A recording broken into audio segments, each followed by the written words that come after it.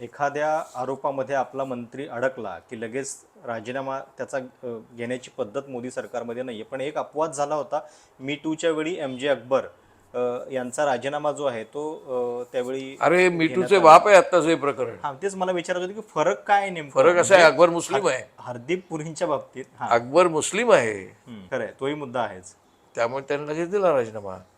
हे बाकी सगळे अडकलेले आहेत. हा किंवा कदाचित पुन्हा लिंक सगळ्या ज्या आहेत त्या पुन्हा स्वतः मोदींच्या पर्यंत पण येणार या सगळ्याच्या. अर्थातच अकबरच्या वेळी त्या येत नव्हत्या तिथपर्यंत, आता येणार आहेत. म्हणजे हा मुद्दा आहे की म्हणजे पण अकबर सुद्धा गप्प बसलाय.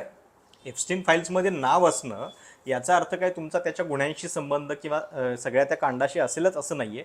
पण तरी सुद्धा अशा पद्धतीचा म्हणजे सेक्स ऑफेंडर ज्याला 18 महिन्यांची शिक्षा झालेली आहे त्याच्याबरोबर तुम्ही सातत्यानं व्यवहार करता. सातत्यानं व्यवहार करताय तर तुम्ही असा खुलासा करा एक्झॅक्टली. की आमचा व्यवहार सातत्याने चालू होता आणि तो पत्रव्यवहार, आणि देशाच्या परंतु फायद्यासाठी तो अत्यंत देशाच्या फायद्यासाठी केला. त्याच्यामुळे देशाचे फायदे जे झाले इप्सॅनबरोबरच्या आमच्या ते कॉन्टॅक्ट सांगितले ते हे फायदे आहेत. खरं आहे. त्याच्यामुळे ह्याच्याबद्दल मला आरोपी ठेवण्यात काही अर्थ नाही. मी जे काही करतो ते देशाच्या हितासाठी करतो हा मुद्दा अगदी बरोबर आहे. असं त्यांनी सांगायला पाहिजे. त्या मीटिंग मधनं नेमकं काय हा, झालं, तुम्ही कुठल्या deal सांगा झाल्या? काय आलं. हो. आणि तुम्ही हेही सांगा की इप्सानचे संबंध मोसादशी आणि CIA होते की नाही. आपल्या देशात आता जे धोरणं येतात त्या धोरणांना मोसाद आणि CIAचा आशीर्वाद असल्याशिवाय येतच नाहीत.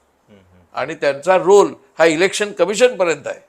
इलेक्शन कमिशनच्या माध्यमातून सुद्धा मोसाद आणि CIA ऑपरेटेड आहेत. पण आपल्याकडे आता कोणाला वेळच नाही एवढं बघायला.